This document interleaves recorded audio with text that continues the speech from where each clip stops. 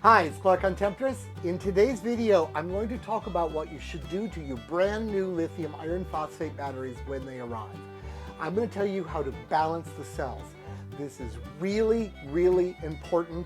And in the last year of me reviewing batteries, one thing I've learned is very seldom does the manufacturer do a good job of this. It's up to us.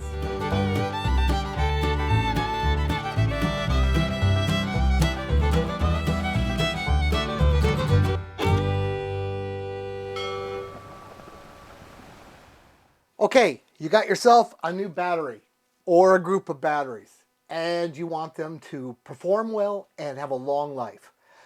The first thing you need to do is realize that a battery is a battery. It's a group of cells. The cells are what actually do the work. Now, the number of cells in the battery is different for different voltages. The cells are all a little bit over 3 volts. So 4 of them make a 12-volt battery, 16 make a 48-volt battery. I'm going to do this video using the voltages for a 12-volt battery. So if you have a 24, multiply everything I say by 2, and if you have a 48, multiply by 4. I have to do that to keep myself sane. I just can't remember all the other numbers. Let's dive in. The cells in the battery are like individual batteries, of course, and they have to all be balanced with each other. Lithium isn't good at balancing itself. Lead, you can just overcharge the battery and the cells that are undercharged will come up and the ones that are overcharged will just vent gas and eventually it'll all be fine, and lead is tough and it can do it. Lithium isn't. If a lithium battery is charged to too high a voltage, it will actually fail immediately. That's what a BMS is for, to protect the battery from those kind of situations. Well, for the battery to work properly and for a BankManager, for example, to be able to charge the battery as a group properly, the cells all have to be balanced. Today we're going to talk about how to balance a new battery. And if your battery ages, it's going to go out of balance eventually. So the same procedure should be done on the battery periodically to keep it in balance, to keep it in tip-top shape. As I've said, the BMS has a bunch of jobs about protecting the battery from destroying itself, and all BMSs also have an important job to balance the cells. Now, it can only balance the cells when the cells are raised to a voltage that actually is above overcharge, where damage is happening. So you don't want to do this every cycle. You want to set up your system so it only charges to 100%, and then occasionally you want to do this overcharge to get the voltages up where they start really showing differences, and the BMS can do its magic. It's not going to kill a battery to do this occasionally. It is taking life away from it. What the problem is when every single cycle you overcharge the battery, you end up with a much, much shorter life. So we're going to actually purposely overcharge this brand new battery to be able to see what's going on and give the BMS a chance to do its magic. Then we're going to charge it properly, and maybe 6 months to a year later, we're going to do this process again and take a look at it.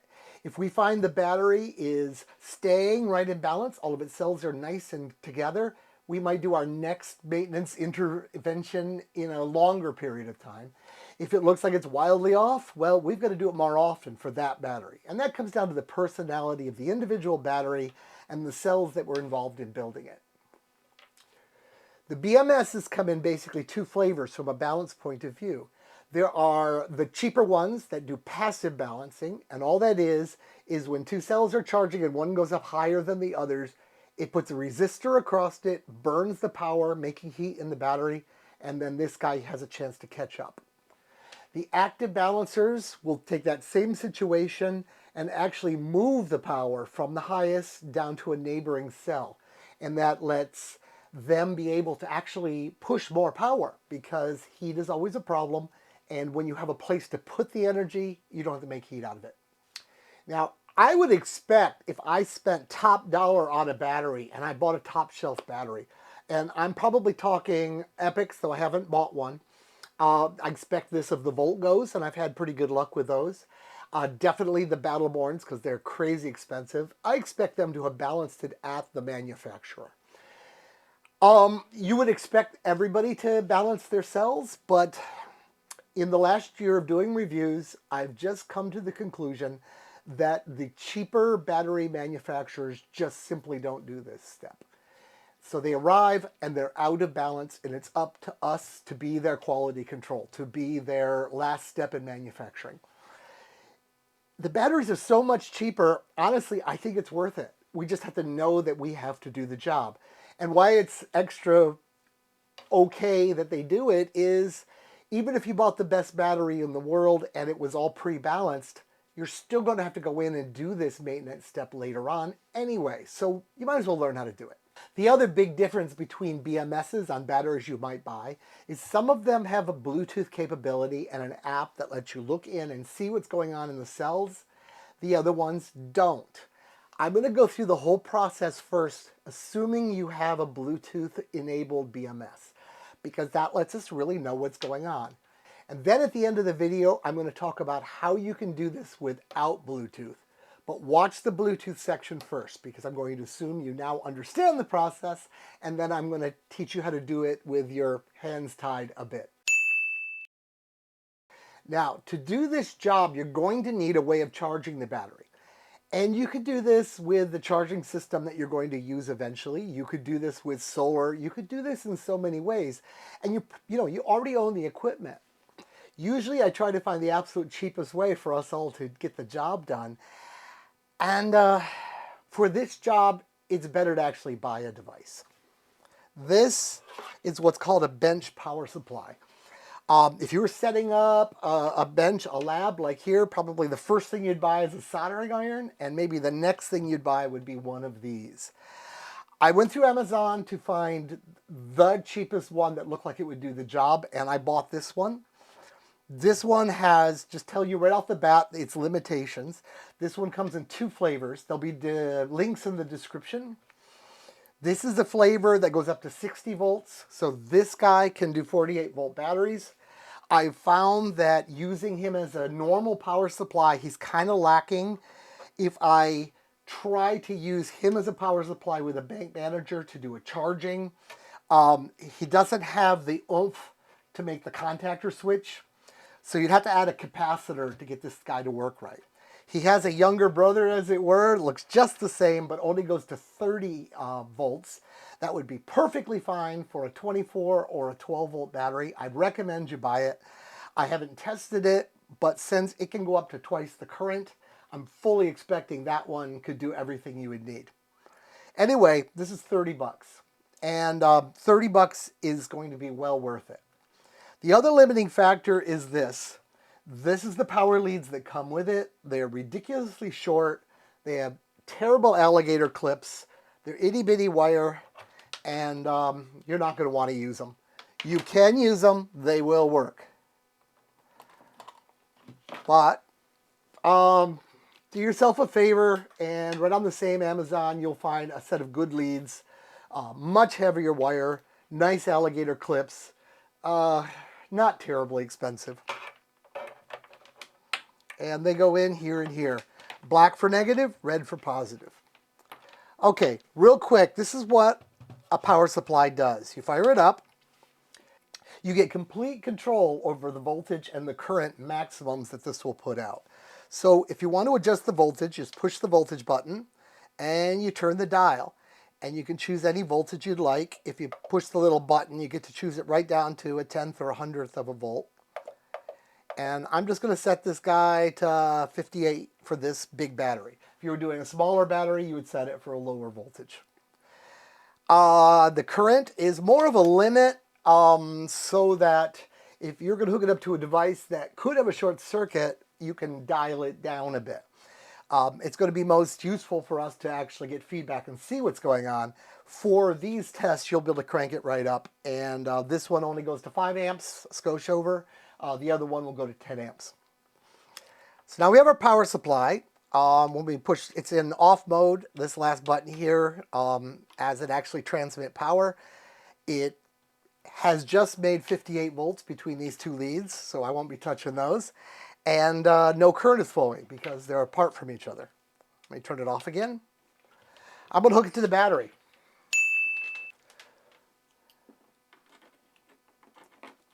Negative lead to the negative pole, positive lead to the positive pole. I turn it back on. Whoops. I turn it back on. And it's putting out some power. It's putting out 5 amps. The voltage came right down because that's the voltage the battery is at. The battery is a bigger, stronger device, and it's holding the power supply down. It's passing 5 amps. Let this run for a while. Let the voltage come up. Eventually, the amps will start coming down, and we can actually start doing our test. I'm going to turn that off, and now I'm going to explain our test. This battery will charge, and at 5 amps, it will take 20 hours if it was all the way down. You got the time, do it. Charge it up. You can use another method to charge it up most of the way if it's faster and you want to do it. Okay, once the battery is fully charged, and you can watch the app and kind of see what's going on. Okay, it gets up to the 100% range. Use your app and take a look at the individual cell voltages. When this battery first came to me, it was wildly off. The lowest cell was 0.3 volts below the highest cell. That's like 10% of the whole cell voltage. It made this battery absolutely unusable. So what I did, and what you should do, is charge the battery up until the highest cell is just below where it's going to shut off, and that's usually 3.65 volts. So bring it up to 3.64 volts, and then you want to hold it there. And the easiest way to hold it there is just turn this guy down. You have 2 choices. You could either play with the voltage and find a voltage that causes the amps to flow very slowly, or just take the amps and turn them way the heck down. You might find that you need like, maybe 120 milliamps to hold it there. Just hold it there. Make it hover right at that point and watch the app. And over time, and it may be a long time on a big battery, the upper cell will stay where it is because you're doing that, but the lower cells will start creeping up and catching it. And you want to keep an eye on the maximum voltage differential, which should be a display on your app, and just play this as necessary to keep that upper cell going right where it is. Now, if you go too far and the BMS shuts the battery down because you let it go over the maximum voltage for that cell, just disconnect it from the charger, put a load on it to bring the voltage of the cell down a little bit. You want it to take much out, and then repeat if necessary, keeping it below that limit. It could take a very little time if the cells are in close balance or it has a nice active balancer in there. It could take a long time. In the case of this one, where I was off by a whole third of a volt, it took 3 straight days holding it elevated to get it into balance. But at the end of the 3 days, I was very close. I was within 1/100th or 2 of the top cell to the bottom cell. Do that. Do that when you get the batteries new, for sure. Do that periodically. If you do it once every 6 months, that might be enough. That might be too much. What you're going to do is just try it again, say 6 months. If the cells look great, wait a year before you do it. You've got a battery that stays in balance. If you do it in 6 months and they're out of balance, of course, bring them back in balance and maybe try it in 4 months the next time. You've just got to learn for your batteries how often that has to happen. If you use a BankManager, once it's initially balanced, on your bench, you can at least do the survey by telling the BankManager to charge the voltage, bring the voltage up, the voltage limits up, set your charge controllers up where you want them to be, and of course, right in situ, that will all happen. You get to look, see if everything's good, bring them right back down, go back to charge to percentage, and you're good. Now, what happens if you don't have the Bluetooth app? You're kind of doing it with your eyes closed. You get some information, but you don't get all the information. So we're going to have to make an assumption. And the first assumption we're going to have to make is that the BMS is going to shut down the battery when the highest cell hits 3.65 volts. Now that's standard, but I've seen BMS that go to a higher voltage. Now the sad thing about that is it's going to screw up this test, and it's going to make the test look like the battery is in balance when it's not. But it would still be better to do this than to not do it. I'm really hoping that the battery manufacturers or sales departments don't start doing that so that their batteries will pass this test to make them look better. And we can just hope. All the more reason to get a battery with Bluetooth in it. It's a inexpensive luxury now, and I've come to believe it's more and more important. I know I'm on record initially of saying it's unimportant. I was wrong. Because of cell balance, it's important. So you're going to charge the battery up slowly, whether you use this or the system in your boat, and you're going to watch the voltage. And the voltage is just going to step up faster and faster as the voltage gets into the hockey sticks. And eventually, the current is going to go to zero. That's the BMS shutting off the battery. You've been watching with your eyes, you've been watching, and you want to note the last voltage you saw while it was still charging. Let's say, we had a 12-volt battery and it got up to 14.2 volts and shut off.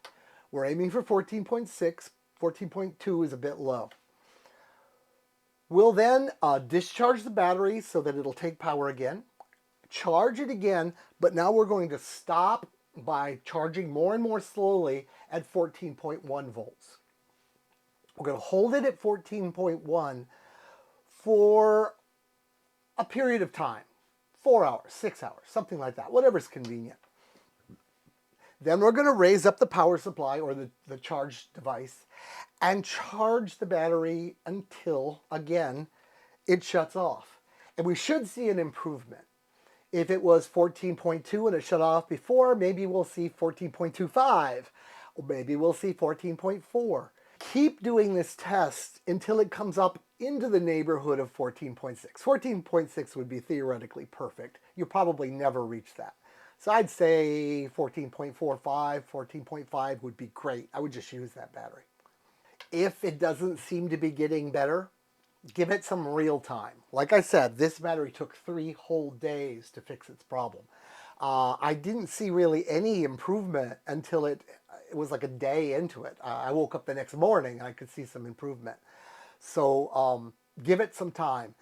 If a lot of time is going on and you're not seeing any improvement at all, you don't really have a way of knowing if they even put a working balancing BMS in the battery. So it could be that battery just can't be balanced by you.